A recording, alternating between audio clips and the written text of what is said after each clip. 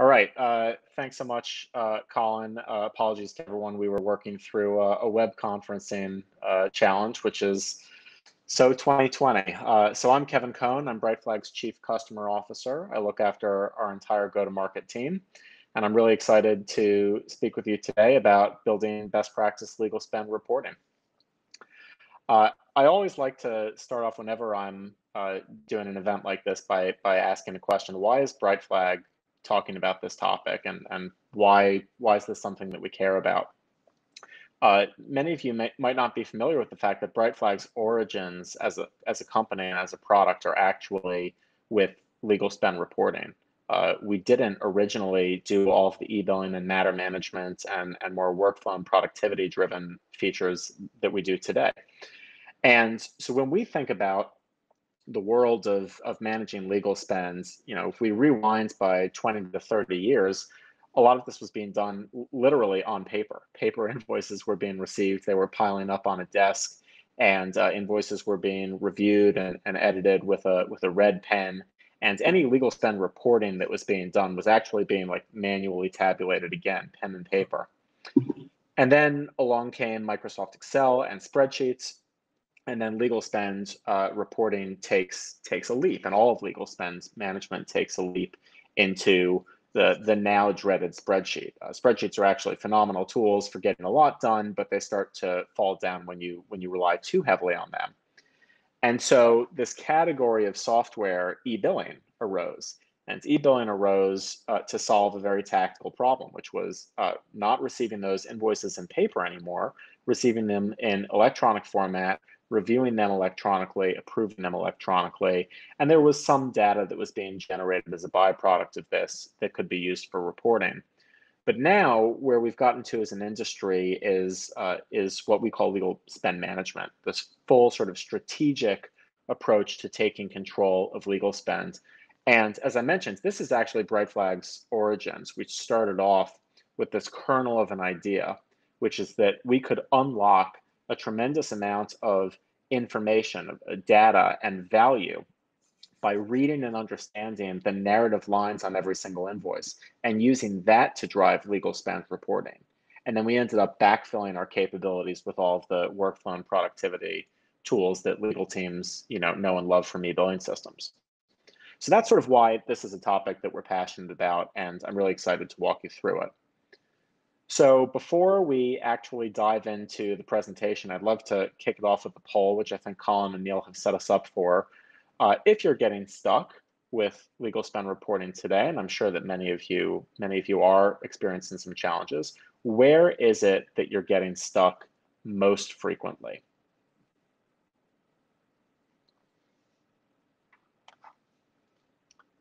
So let's see, Colin, if we're getting some responses to the poll, I'd love to hear what they are. Yeah, they're just coming in. Number 2 is knowing how we can get answers to these questions. Okay, and what's number 1? Number 1 is knowing what questions we should be asking. That's getting the majority. All right. Great. So so good news. We're going to cover 3 topics today. The first topic we're going to cover is what questions should we be asking, which you all have said is the number 1 area where you're struggling right now. We're also going to talk about how we can actually go about getting the answers to those questions. And then finally, we're going to talk about the really interesting part, or at least we're going to start talking about the really interesting part, which is, all right, I know what questions to ask. I know how to go and get the answers. What should I do with them, right? So legal spend reporting, not for the sake of producing a report, but for the sake of actually achieving better outcomes on your team and for your business. So let's dive into that first topic, which is what questions should we be asking? Kevin, you may want to share your screen. Really dive into it. So, okay, I'm learning more and more how to do this each time. Okay, can you see my screen now? Yes. Good to go. Okay. And Colin, if you could go on mute, please. So, okay, second poll. On which category of reports do you spend the most time?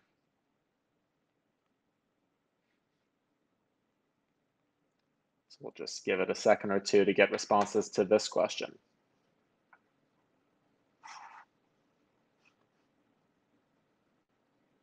All right, how are we looking, Colin?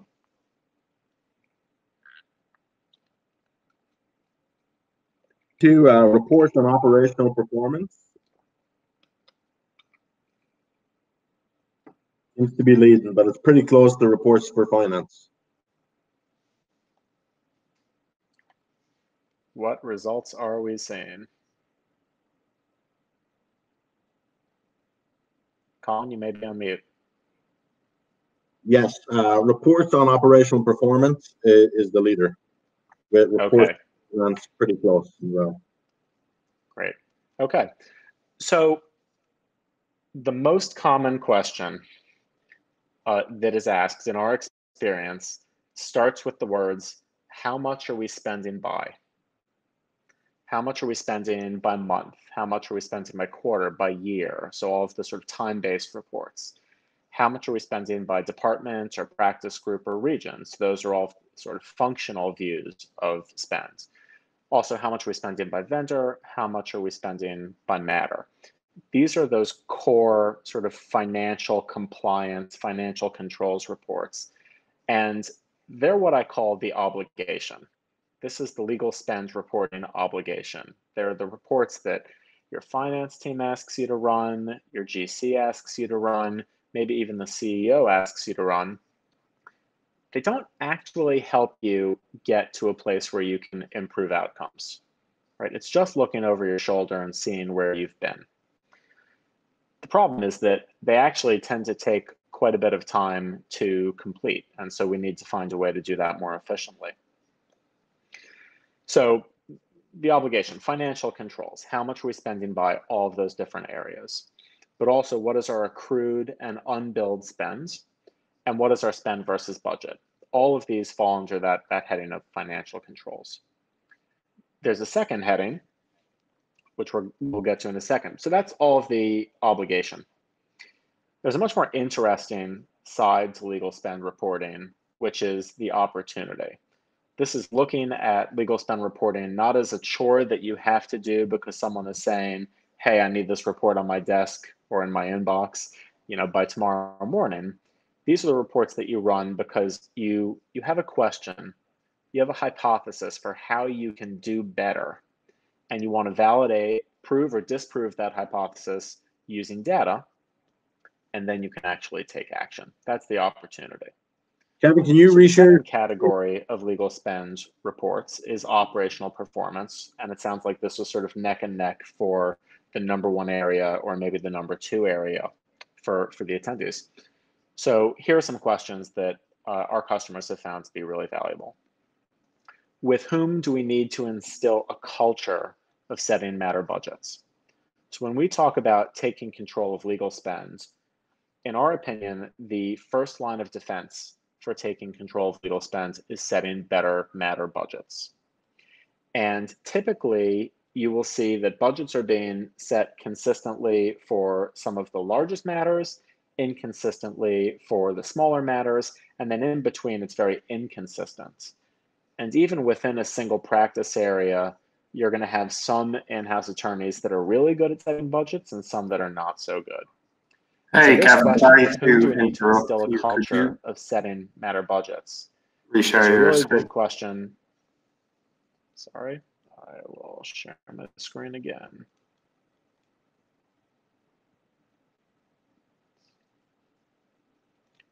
Can you see it now? Yes. Great. So this is a really great question to ask as a diagnostic to understand to whom on the team do we need to go to as a legal operations manager, maybe as a practice area head, to do some change management so that you get better, more consistent budgets being set across the team. Second question, where can we improve our invoice review workflow efficacy? So at its simplest, invoices submitted by a law firm comes into your legal spend management software. One or more people approves that invoice and it goes out to finance to be paid, or maybe it gets rejected for corrections. But the question is, how can you review and approve these invoices faster and by taking less time? This is a key element of improving operational performance and therefore a really important focus of legal spend reporting. So questions that you can ask, are there individual people within an invoice review workflow that tend not to review and approve invoices in a timely manner? Is there a group of invoices, for example, invoices that are under a certain dollar amount and don't have hard billing guideline violations, that can be automatically approved rather than actually having to go through human review processes? So this is a high-level question that you can ask to get some data about bottlenecks and then ask more granular questions to follow up.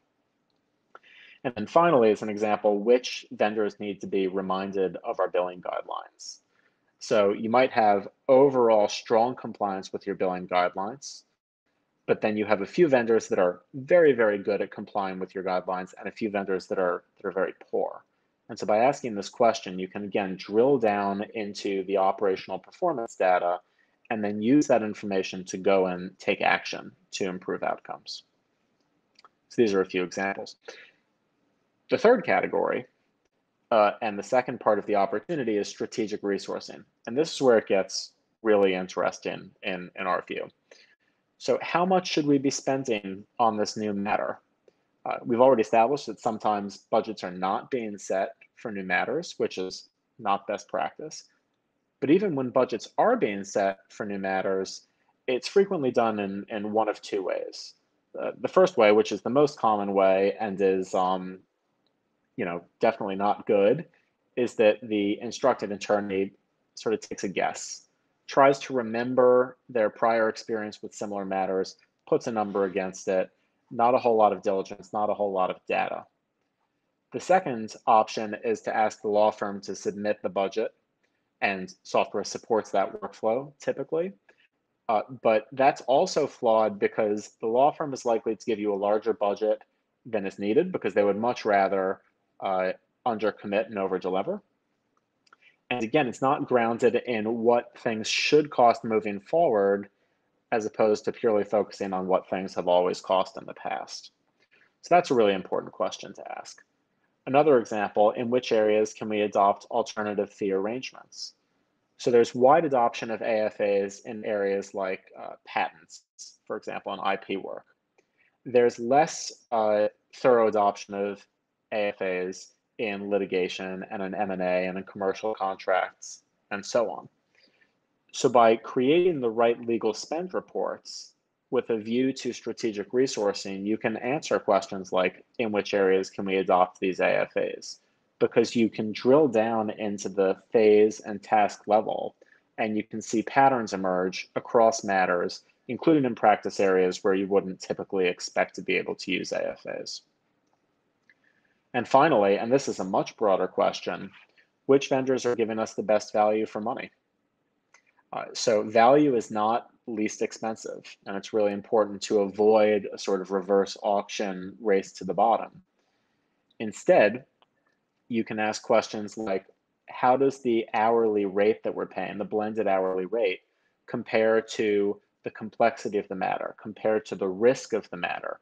There are going to be situations where you want to go with a vendor, with a law firm, where you're going to get all or almost all partner work on each of your matters. But then there are other matters where you can get away with having junior associates do a lot of the work. So this is a really great question to ask to understand which vendors are doing the best resourcing for each of your matters. So key takeaways when thinking about what questions to ask. First of all, the question should always be the starting point. Again, too often in our experience, legal spend reporting is all about the obligation. It's not about the opportunity.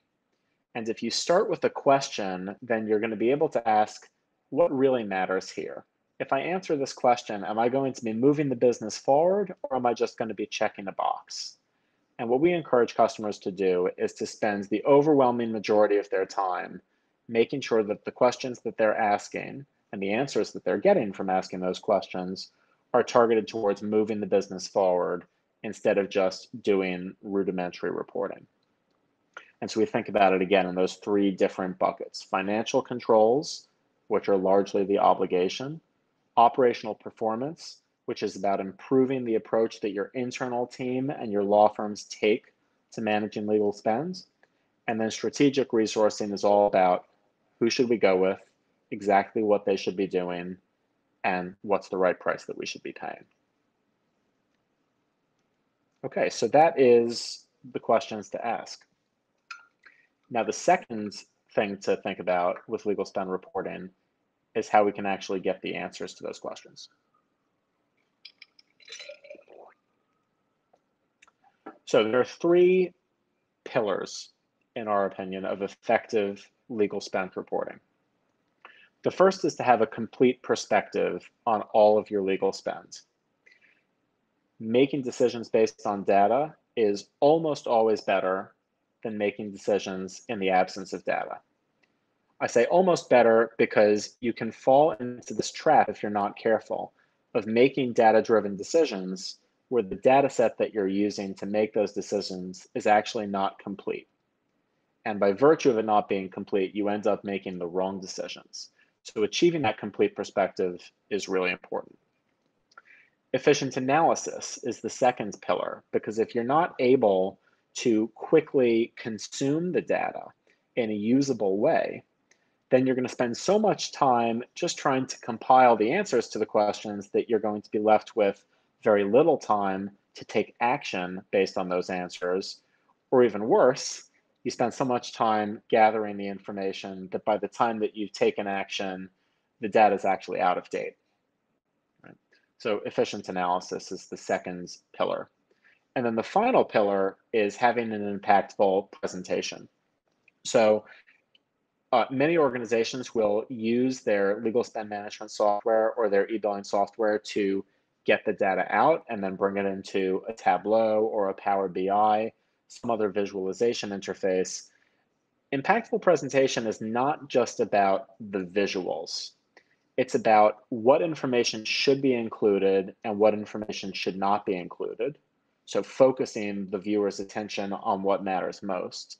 It's about getting the information in front of the right people. So being able to link the questions that you're asking and the answers that you're receiving to the people who care about those answers and can actually make use of it to go and do better things for the business. And it is in part about making it look good, because a picture is worth 1,000 words. So these are the three pillars of effective reporting. And I'd love to pause here for another poll and ask, what challenges are you experiencing with reporting related to these three pillars?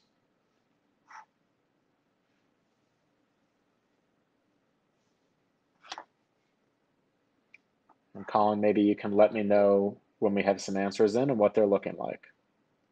Okay, the poll is live. We also have a couple of questions, Kevin, if you want to address them while the poll is going. I will take a look at them. Let's see. Okay. Where do I see the questions here? So the first one came in from Mickey Colvin in the chat. Yes, I see. Okay, so I'll read out the question. Thanks, Mickey, for the question. With a relatively low litigation profile, what would you say to an AGC who isn't interested in having firms submit budgets? So that's a great question. And I'll actually show an example of exactly that. My recommendation, generally speaking, would not be to have the firms submit budgets, but instead to rely on the data that you have from your historical matters. But also, if you've partnered with a legal spend management vendor, that vendor should be able to provide you with benchmarking data for similar organizations, similar level of litigation spend in similar areas of law in similar jurisdictions. And your customer success manager should be able to help guide you on how to use your data and the benchmarking data to set the right budgets. And of course, good legal spend management software is going to help you triangulate where is your ultimate spend relative to the budget. Because at the end of the day, setting a budget without actually sticking to the budget, doesn't do a whole lot of good. So that's great. That's a great question. And Mickey, I see your quote as well. You can't make good decisions about bad data. Can't make good decisions based on bad data. Absolutely agree with that. There's a second question here from Frank. What is the most popular report that the legal teams you work with use? That's a great question, Frank. I'll answer in each of the three different buckets. So in terms of the financial controls bucket, it's still the case that the most popular report is what did we spend last month? Because people, especially people on a finance team, are very of the moment. We want to know where we are relative to where we thought we would be at the start of the year. So in the financial controls bucket, it's definitely what did we spend last month? Close runner-up is how much are we spending on our top X matters. In the operational improvement and an operational efficiency bucket, I would say that the most common, the most common report that's being run by our customers is billing guideline compliance by law firm or vendor. That's really important because those guidelines are the agreements, between the legal team and the law firm as to what is and is not an appropriate charge. When they are followed, generally speaking, everybody is happy. When they're not followed, then you end up having friction, because what happens is the law firm submits the invoice, it doesn't conform with the billing guidelines, the legal team marks up the invoice and sends it back or short pays it, the law firm gets a little frustrated. So you're never going to get to a point of 100% compliance with billing guidelines, but you want to make sure that the trend line is headed in that direction or plateaus at a high percentage. And so that's the most common diagnostic report in that second bucket, I would say. And then in the third bucket, strategic resourcing, there are two that sort of compete head to head, I would say. The first is the average blended rate by firm over time. So huge amounts of effort is put into negotiating hourly rates. Comparatively little effort is put into understanding the resourcing profile. So imagine that you have two firms that you instruct similar work out to. One has a much lower rate card than the other, but happens to put partners on the matters, at an outsized percentage of the time. The average hourly rate is going to be higher. The blended rate is going to be higher. So using that report as a diagnostic to understand value for money. And then the second, and again, it's neck and neck, would be matter comparison. So being able to run a report and say, show me the spend by phase, for example, by litigation phase, and even down to individual task for these three similar matters, so that I can understand, what this fourth matter that I think is going to be similar is likely to cost and how I should resource it. Okay, so I think that there are a few additional questions which I'll probably come back to as we continue. So Colin, what was the result to this poll? It looks like this poll, it was done already, and the first one I shared it with everybody, that inefficient reports take too much time, had the majority. Got it. Great. So I bucket these four possible areas into two parts. The first part is efficiency. Sorry, you're not able to see it? Okay. All right, can you see it now? Yes. Great. All right.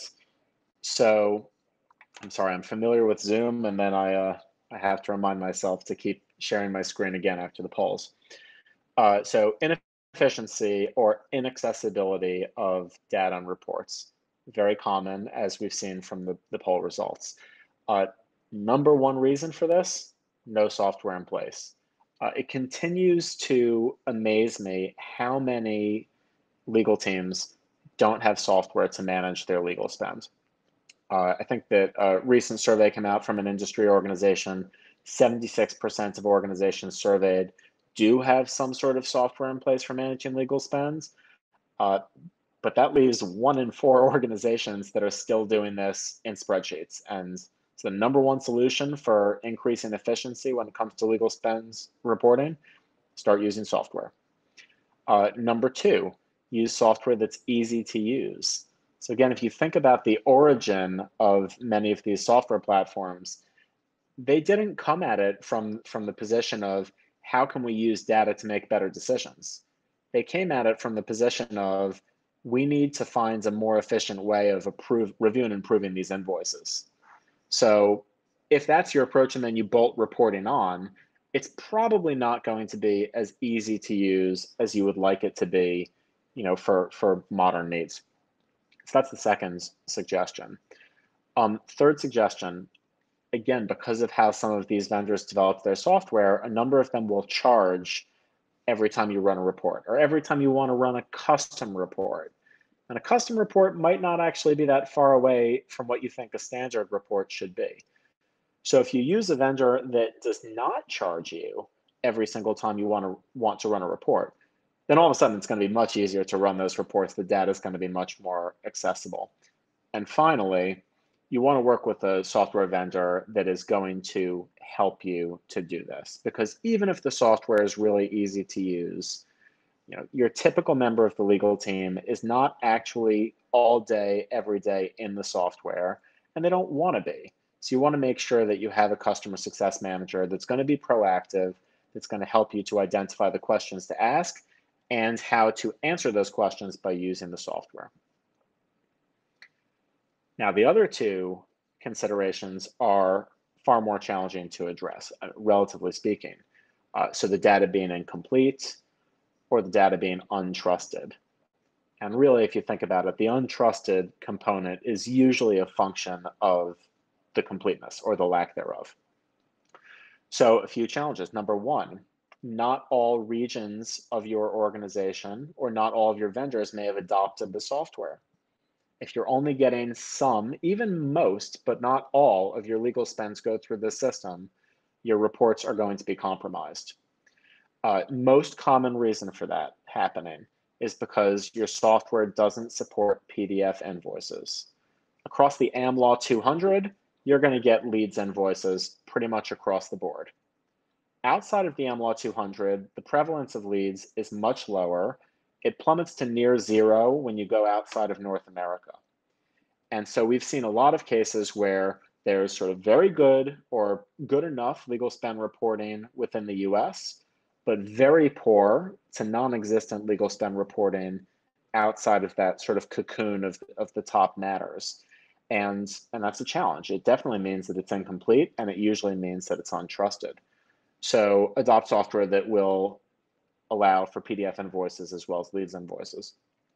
And then finally, some vendors actually charge law firms to use the system, and that cost may or may not come back to you in the form of higher hourly rates, but it will certainly impact adoption, right? Especially when you're engaging the sort of long tail of your law firms and you want to get a full picture for how you can consolidate with the smaller number of vendors or what the right amount is to be paying.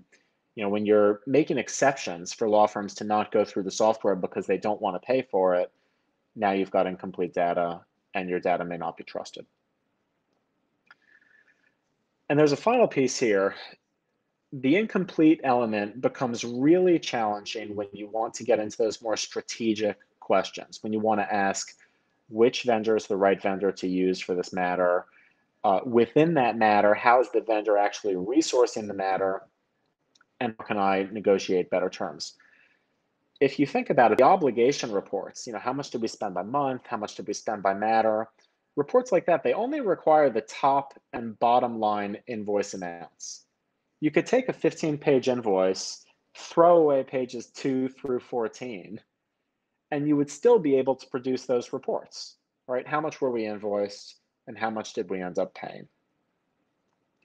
But with the strategic resourcing questions, you need the information that's on pages 2 to 14. You need the information that's trapped in the narrative lines, because that's what's telling you what was actually done, who did it, and how long it took. And that's the info, and of course, how much they charge you for that work. And those are the pieces of information that you need to answer those more strategic questions.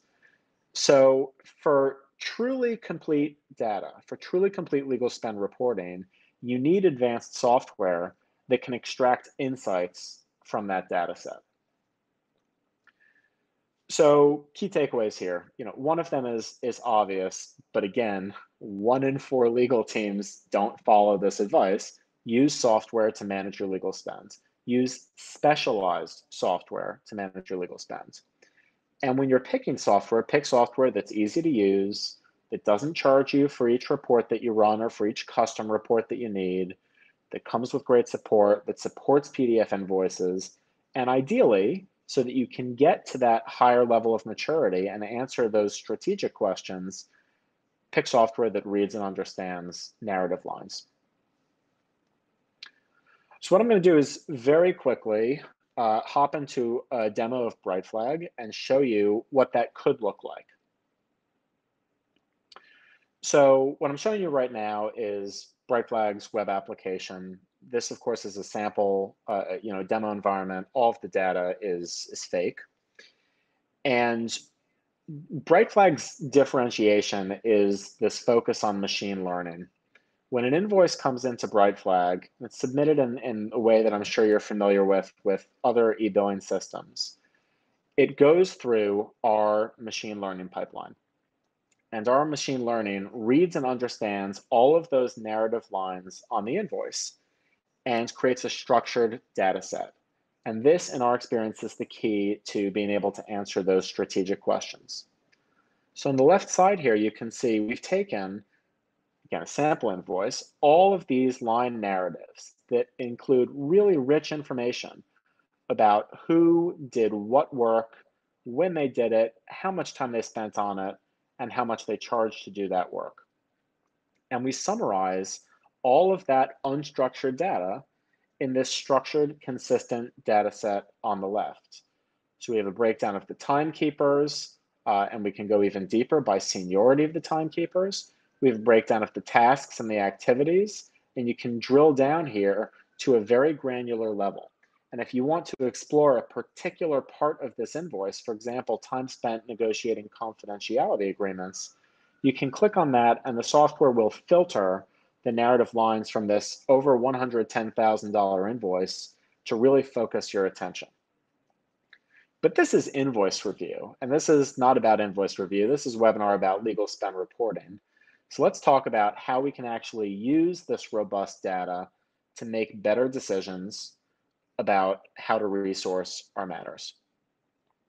So I mentioned that blended rate by time is a really common report that our customers are running to understand the value that they're receiving from different law firms. And so what this report is showing, and again, this is all fake data, is the blended hourly rate that's being charged for each law firm that was active for this sample customer in each of the last roughly 12 months. So this report is a very helpful diagnostic, but it's also really helpful for understanding, as I said, which of the vendors are giving you the best value for money. So, you can look at this and see that Scales and Riley is charging quite a bit more than Grogan and Dalton on a blended hourly basis. You could drill down into that data. You can export it for offline use. There are other reports that you can run to understand what's driving that. Were there a few exceptional matters where we really wanted partners to play a larger role in this, or are they actually not getting the right resourcing mix for us? Another use of this really granular data is to compare matters, which I said was the second area of frequent use. And so what I'll do here, I'll just pick out 3 litigation matters. In Brightflag, you can compare up to 3 matters at a time. And of course, these are all fake matters, so they're not going to be a great comparison, but you'll get the idea. Can pick up to 3 matters. And what Brightflag is doing is it's pulling back all of the spend data from each of those matters, not just how much was invoiced and how much was paid, but the granular data going into, all right, I picked a very bad example, but going into each of the tasks and even the subtasks, if I drill down here, And then I can even turn on the timekeepers for each of these. So I can be seeing what each individual timekeeper was working on, how many hours they spent on it, what percentage of the overall matter was going into that particular bucket, the average rate, and then of course the total fees for the matter. So, imagine that you do a lot of M&A within your team. And you tend to do a lot of acquisitions in the sort of $10 to $50 million consideration range. You can use this capability to compare the 3 most recent M&A transactions that you successfully completed, or maybe the last 3 that you didn't successfully complete, and understand how are different vendors or the same vendors resourcing these different matters over time, right? And it's really easy. I picked a bad example again, so it's not showing great right here, but you can just imagine that this column was filled in and this column was filled in. And now you're able to see, all right, this vendor is actually far more efficient at this part of an M&A transaction or this part of a litigation matter. And so you can start to divide the work in a more strategic way. And you might even be able to say, look, this particular part of diligence, I can reliably do on a fixed fee basis with this vendor based on this historical spend. All right.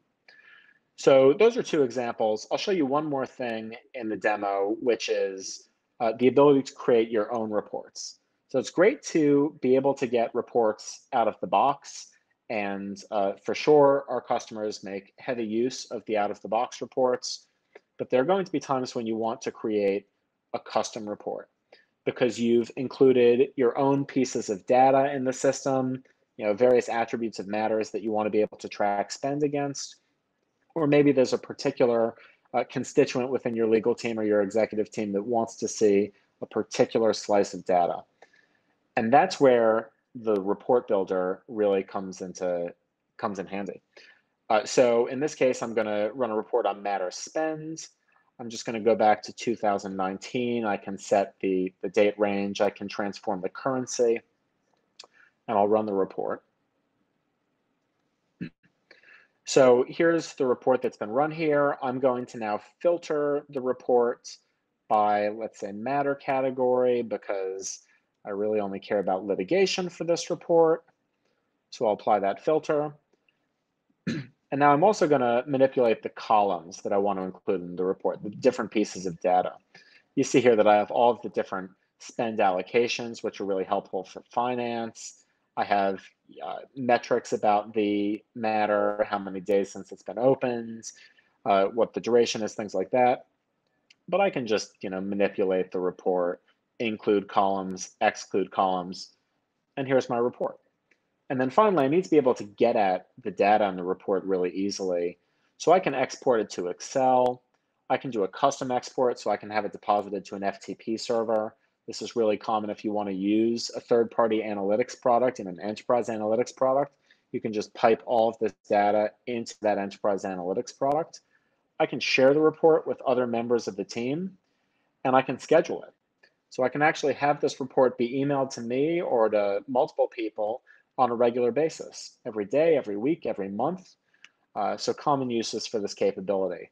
Email the accruals to the finance team automatically on the 5th of every month, right? You don't need to go and run that report. You certainly don't need to compile the information in the spreadsheet. You just set up the report once, or you engage your customer success manager to do that. You schedule the report, system takes care of the rest. So that's a super quick demo. I don't want to spend a whole lot of time on that. Get back into the third topic, which is, what should we do with the answers? So we established at the start of the webinar that the #1 challenge that our attendees are having is, what questions should we ask? And we've talked about that. #2 challenge was, okay, now how do I get the answers? We've just spent a bunch of time talking about that, and we've done a quick demo. Now, the third question, and the most interesting question to me, is what should we do with the answers? Now, I have good news and I have bad news. The bad news is I can't answer this question for you directly, because what you should do with the answers is going to depend on your business and, of course, what the answers are. The good news is that I can give you a framework for how to think about taking action based on this data. And it really comes down to establishing a regular cadence of reviews. So what I recommend is establishing monthly operating reviews within the legal team, with each department, with each practice group, or with each region, depending on how you organize your legal team. So smaller legal teams tend to organize into practice groups. Larger teams might organize into regions, and within those regions, practice groups. And I recommend a monthly internal operating review with each unit. And during these operating reviews, you follow a standard agenda and you distribute the information ahead of time. Number one, you review your performance against the KPIs, the targets that you set a month ago, right? So one target might have been, this person is taking too long to review and approve invoices. We're going to set a target for that person to get this much better. And you review. Number two, you agree on and set targets for the next month. And sometimes monthly might be too frequent. You can do every other month. You can even do quarterly in some cases. But the key thing here is regularity and having an agreed set of KPIs. And here are a few examples. Spend and forecast versus budget, because those financial controls are important. The budget adoption rate, so what percentage of matters that are being created are having a budget set at the time that they're created, and average time to approve invoices. And if you're tracking each of these three things with the different department heads or practice group leads or regional GCs, you are going to get better outcomes, and you're going to ask follow-up questions that allow you to make better strategic decisions. Now, the other side would be the external meetings. And for that, I recommend quarterly business reviews, structured meetings with each of your vendors, or maybe with each of your top vendors if you have dozens or even hundreds of vendors. And you want to split this into the operational performance elements, which again is sort of backward looking and saying, okay, this is our minimum set of expectations. How are you doing? Maybe how are you comparing against our other vendors? And then the strategic elements. So example KPIs for the operational performance: compliance with budgets. As the legal team, you set a budget for this matter, or maybe you set it for a practice area, for a quarter, for a phase. What percentage of the time is that budget actually adhered to? And what's the variance to that budget? Number two, compliance with billing guidelines. So you want to highlight to your vendors how they're doing relative to your expectations, and also how they're doing relative to one another. And number three, accruals accuracy. There's a whole lot of pressure that legal teams face, especially at publicly traded companies, and especially legal operations professionals at publicly traded companies. Got to get the accruals in by the close of the period by the finance team, and they'd better be right. And so this process is frequently so frantic, and the values are not always accurate. Right, so using accruals accuracy as an operational performance KPI is a really important way to improve outcomes for getting accruals to your finance team.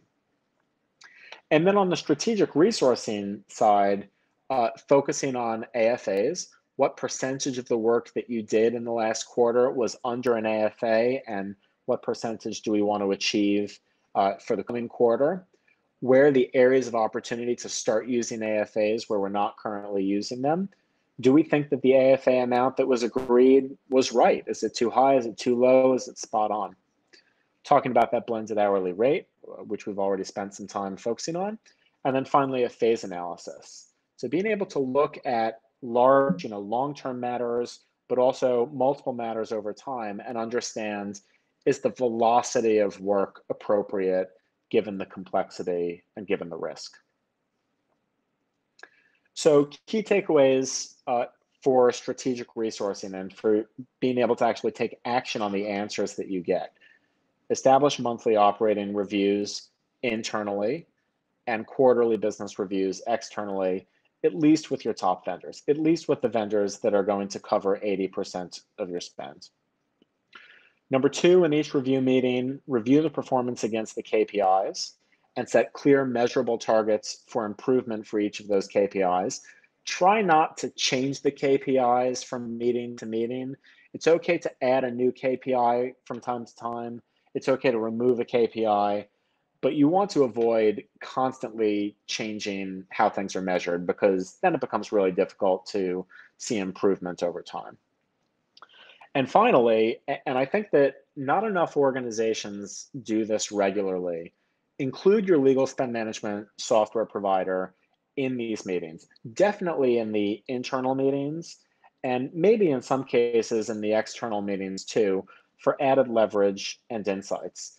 Legal spend can only be effectively managed when all three parties are aligned.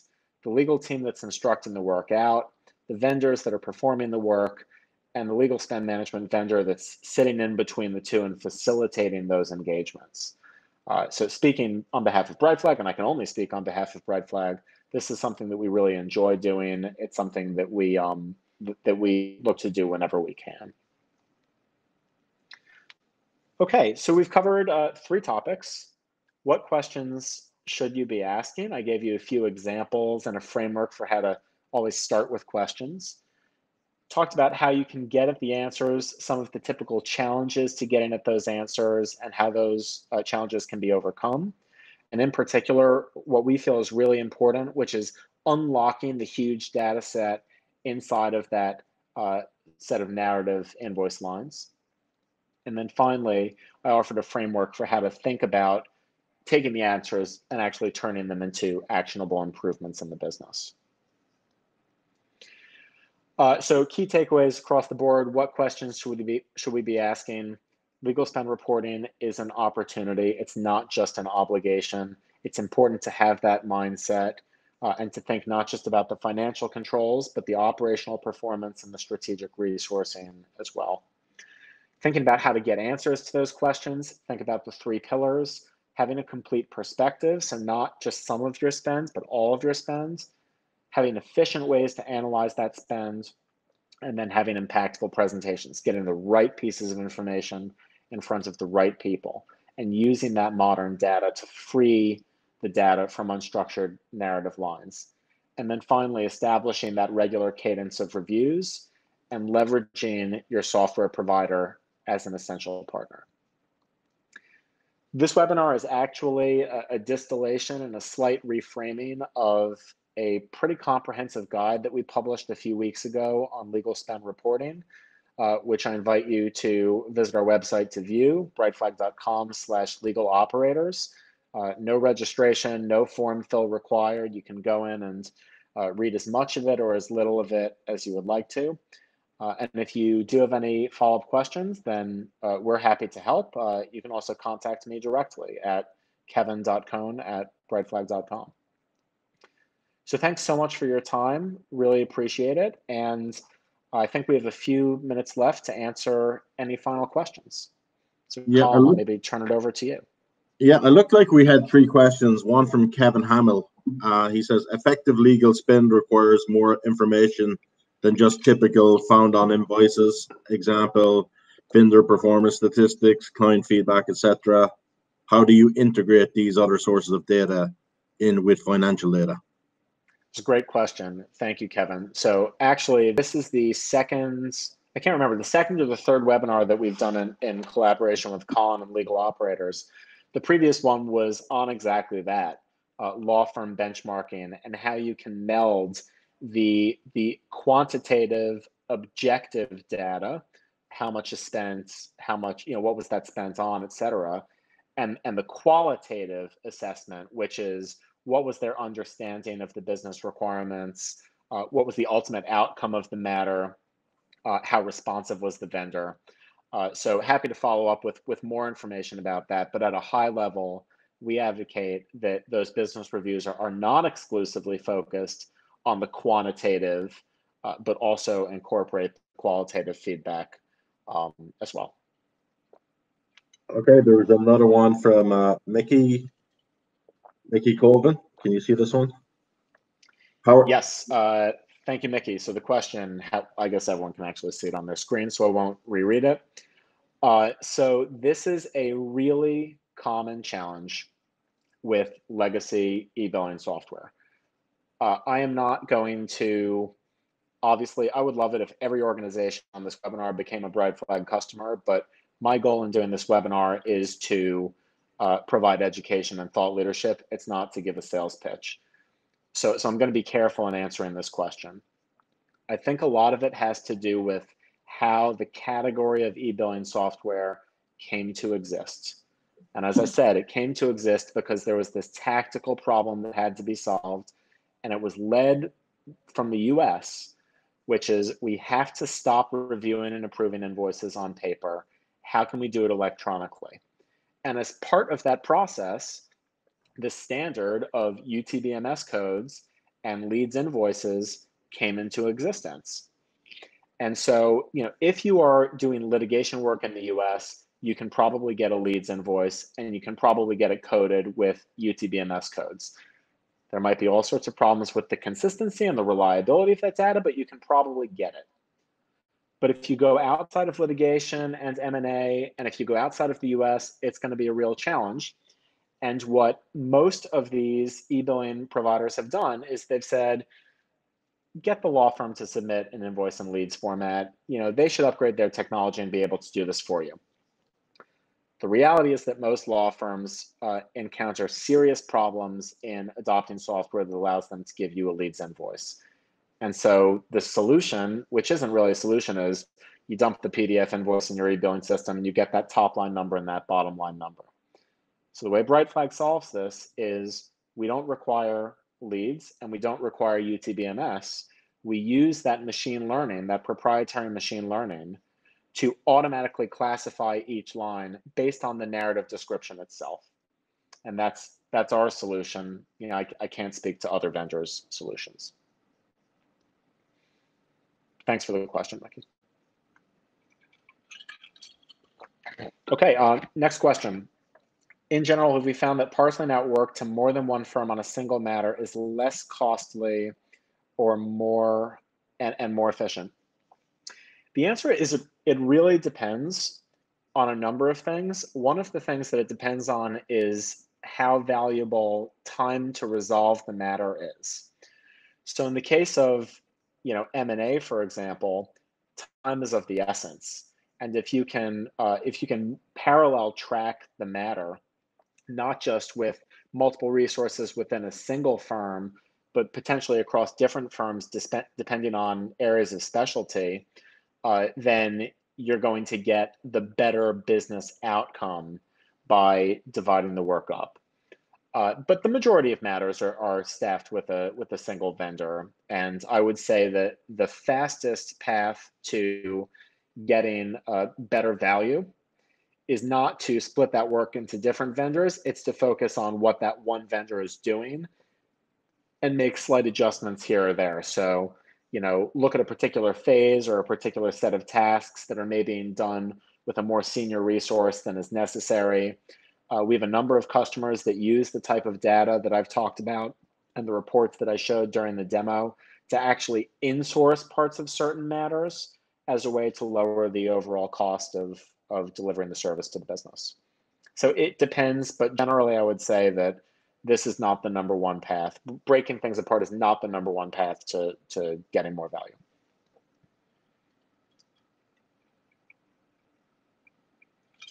It looks like that's all the questions. Okay, are there any other questions? I know we're a few minutes past time.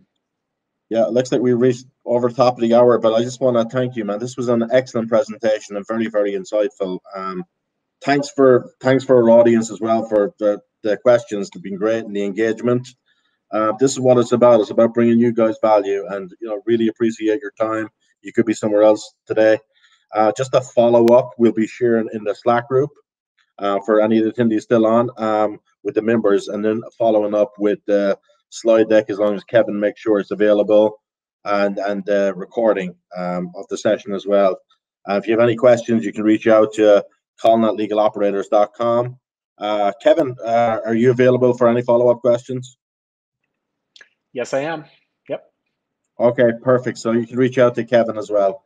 Okay, guys, thank you so much. Appreciate it. And we'll see you at the next event. Thank you. Thanks Kevin. Take care. Great job. Thank you.